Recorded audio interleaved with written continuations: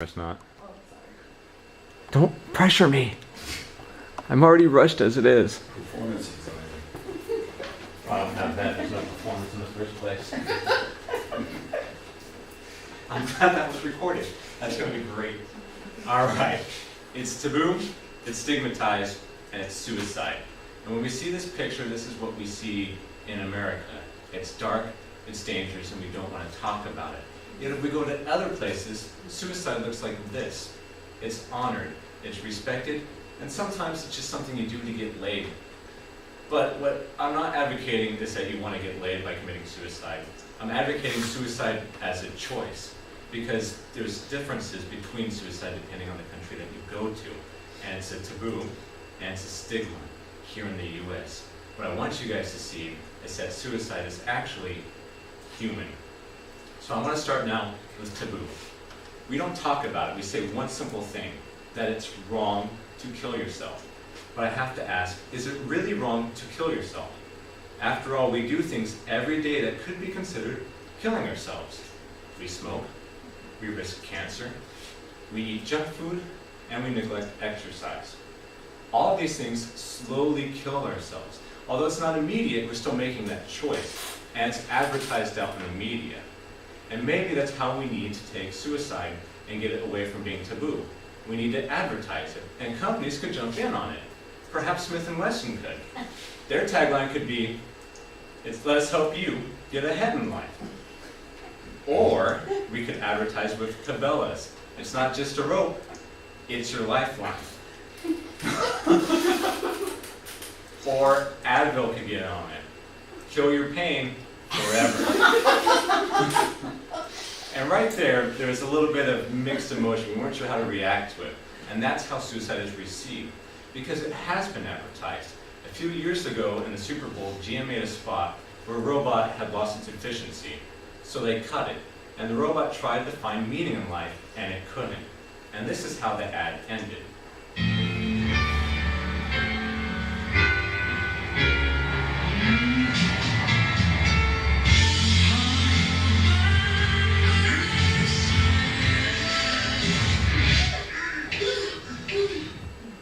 Now it turns out the robot really didn't kill itself. It was just having a bad dream because it was worried about the performance it had to meet. But the American Foundation for Suicide had a huge problem with it because they thought that ad sponsored and encouraged people to see suicide as a solution to their problems. They then went on to say that you wouldn't see an ad making fun of cancer, would you? Are you too busy to do your monthly breast self-exam? Unsure of the right technique? My name is Ken. I'd like to help. Let me examine your breast for you. Absolutely free. I'm highly trained and highly motivated, so call the number on your screen. Call takers are standing by. So put your breasts in my hands. Let Ken do your breast exam.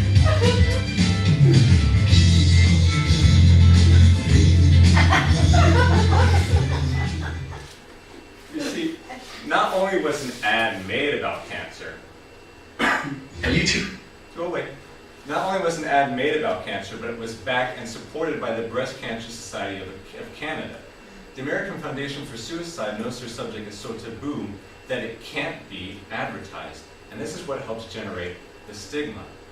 You see, after they said that suicide shouldn't be talked about in advertisement, and that you wouldn't see an ad being made fun, or you wouldn't see an ad making fun of cancer, it then said, why is it okay to make fun of mental illnesses or depression? And that's why suicide is still seen as a stigma, because it's seen as a mental illness.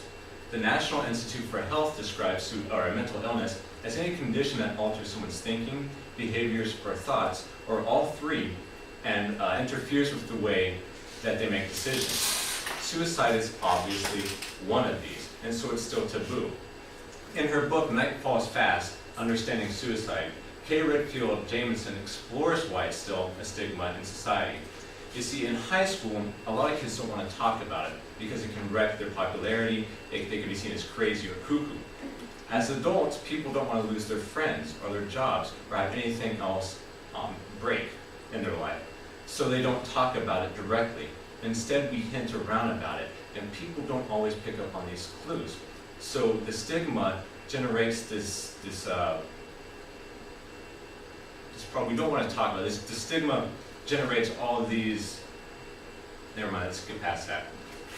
Kay Redfield Jameson also went on to talk about Meriwether Lewis to help explain the stigma that circulates throughout our society. She talks about Meriwether Lewis, who history books say was mysteriously killed on the trail. Now, according to historical documents, Meriwether Lewis had a servant, and after the servant heard 2 shots, he came out to a field where he found Lewis busily engaged in cutting himself head to foot. The thing is that historical documents show Meriwether Lewis committed suicide, but we can't talk about it in our school books. Why? Because it's such a big deal.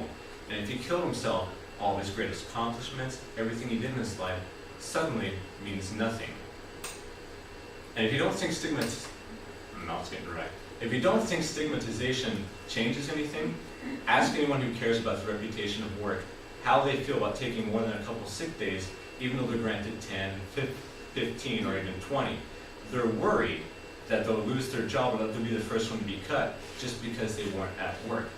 Even though getting sick, although not a choice, is just like suicide in the fact that it's human. Now, I've kind of gone back and forth between trying to be funny and trying to be serious, and there's a lot of hush reviews on it, and we're not sure whether or not we can laugh about it, and that's because of the taboo and the stigma. And I can give you facts about who commits more suicide, men or women, old people or young people. And I can give you all of that information, but it doesn't matter because we don't talk about it. We can't help something that we don't talk about if it's taboo and if there's a stigma. So there's one important fact that I want people to come away from with this, and that is, are you human? Because if you are, suicide affects you. It affects everyone, whether indirectly or directly. We talk about drugs, we talk about how it's a choice. We talk about how it's a bad choice. People still make the choice to do it, even if it damages their health or hurts them. But it's still a choice, and that's what suicide is. Suicide is a choice.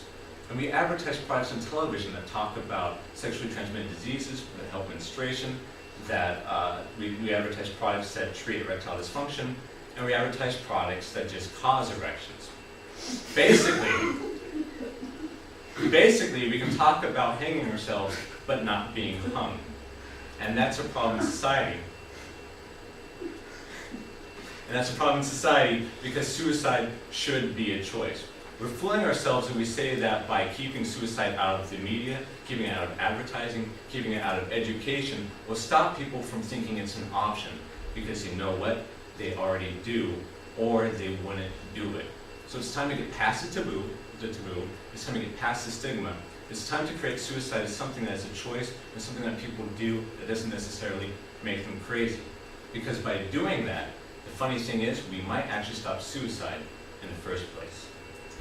Thank you very much. And if you feel like killing yourselves, please call me.